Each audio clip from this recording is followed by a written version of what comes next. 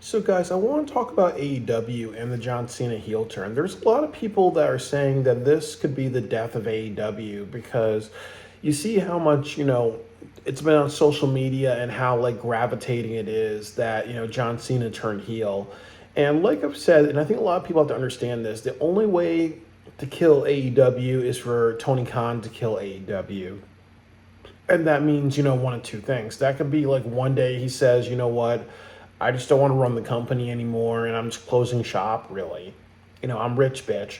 Or another thing that could happen is that, you know what, he just makes a lot of bad booking decisions and eventually they lose so much viewership and pay per view buys that, it almost becomes more of a self funding project. And then ultimately they have to close shop because there is gonna be a point where all the streaming services and everybody says no, you can't, we're not doing this anymore because you have to draw in a good market size of fans.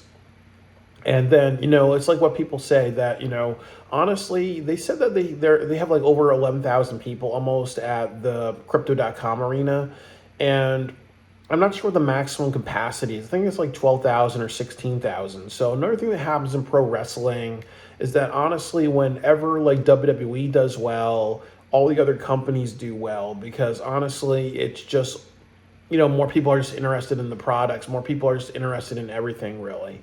Unless WWE is not doing well, and then the other companies aren't doing that well, really. So whatever WWE does, it kind of branches off. It's almost like WWE is like the Coca-Cola, and AEW is like the Fox and Park soda or another like brand. If Coca-Cola is doing well and people are talking about Coca-Cola, people are going to be talking about soda in general.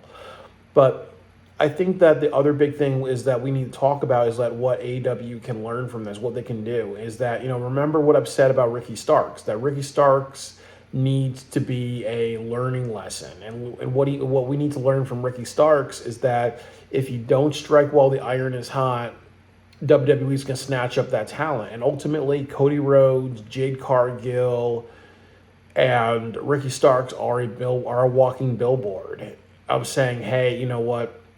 Look at how great these AEW stars are when they're actually in a bigger company that develops them. It's ultimately a anti-AEW propaganda.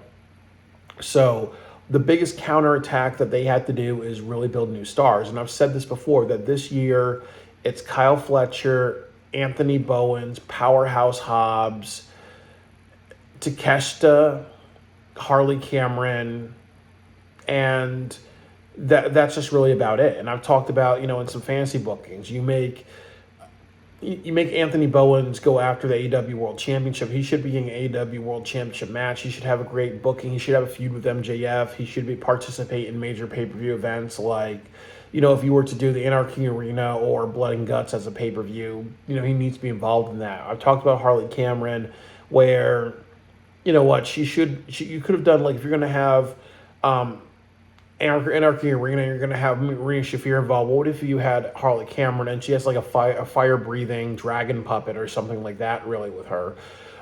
What about making her like win the title against Marina Shafir at AEW All In? What about, what I've said about Hobbs? Like, Hobbs needs to defeat Chris Jericho at the next Ring of Honor pay-per-view, and Kyle Fletcher needs to have victories, And I've also said this about Kyle Fletcher and Ricochet. They should take the TNT title off of Daniel Garcia. So that's the biggest counterattack. They need to say we need to have a strong ability in developing new stars. The next thing they have to do is work on their weaknesses. Like, the biggest weakness that they have is really the formatting of their show. And that ultimately means that the way that they put the AEW Dynamite show together, it really feels like they're just trying to rush out all the information and all the matches that they want to give you without any thought or rhyme or reason. They really need to say, we need production meetings, we need to write down everything. And if they need to, use ChatGPT and say, hey, this is what we want, and this is how we need to restructure the show, really. Like I've said, you go from what I saw was a very poor go-home show. You have your champion do a backstage promo at 9 p.m., and then you have Adam Copeland have a match with Wheeler Yuta, who's not even a good wrestler, is nobody really compelling. And that's at your 9 o'clock main event instead of like the main event of the night.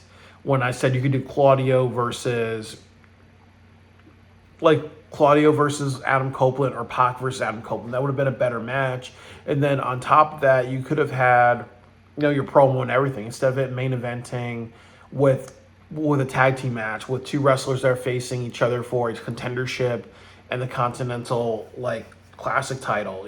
So it's just like, as I said, like they just don't really think about, their shows, and they really don't think about the structure of it. Like the only time they really do that is with their pay-per-views, because obviously, you can't have Big Boom AJ and the conglomeration versus Giant TV and Max Male Models. That can never ever main event an AEW pay-per-view. They just structure their pay-per-views very, very well. And I think the reason why they do that is because that's just always been what they've done, really. They know how to structure their pay-per-views, but weekly television shows, they don't really seem to care. Or they need to have a production manager or production manager editor that says, okay, everybody, we're gonna do a show, and this is how it's gonna be laid out, and it's my way or the highway, really. And it has to make sense. It has to have a flow, and that's the big thing that's going to save AEW. And then the next thing is that they really have to set up, future storylines and future matches. I've said this, Moxley versus Adam Copeland. Moxley needs to win, so therefore you set up Moxley versus Swerve Strickland, which would be a really great match, headlining Dynasty. And then you set up Moxley, the Death Riders, and MJF, and with Marina Shafir versus Team FTR, Adam Page and Swerve and Willow Nightingale, like a 6-on-6 match. Like that would be your Double or Nothing thing. And then maybe what you do is you have Blood and Guts, and that's Adam Page versus Jon Moxley, and then you get Darby Allin versus Jon Moxley, and then that's where you end it.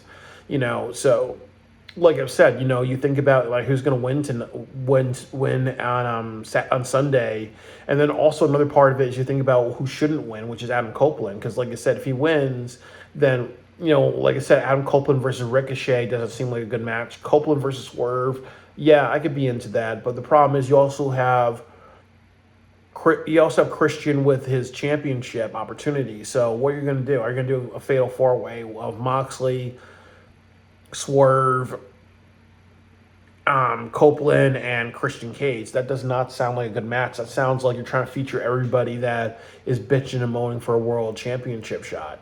So it really also has to be about, like I said, what can you do now, and what results can you have now leading to future matches? And it's also like another thing that I've talked about is Ring of Honor, which is, like I've said, the best match that they can have right now is a pay-per-view, Supercard of Honor, Powerhouse Hobbs versus Chris Jericho. You take the title off of Chris Jericho, you put on Powerhouse Hobbs, and then you work very hard to turn Ring of Honor into a developmental territory. And then what you also do is that you have a ladder match, and you feature 12 wrestlers that are on the AEW roster. You feature new signees and people that could legitimately be in the men's heavyweight picture. Because like I've said, if you have Matt Cardona come from TNA Wrestling and GCW in the Indies, face Chris Jericho, and then now he's in TNA Wrestling, that's bad, because what you're saying is, hey, we don't have anybody on our roster that can compete with Chris Jericho. There's nobody on his level, really, on the Ring of Honor side. So ultimately, the way to counterattack for AEW is to make their shows better, is to improve the quality, to look at the weaknesses, to look at the criticism. Watch my channel, Life Unchained. Watch JD from New York. Watch Jim Cornette. Watch What Culture. Watch all the criticisms. Constructive criticism, become a better show, and that's how they're going to survive this. But as I said, the ultimate way for AEW to die is if Tony Khan doesn't want it anymore, or he makes really stupid ass booking decisions. So it's definitely comes down to what Tony Khan wants to do with the company. It's sink or swim, and that's going to determine if AEW That's going to determine AEW. It's not really what is going on in WWE. It should be it should inspire them to go bigger and better and make the right choices.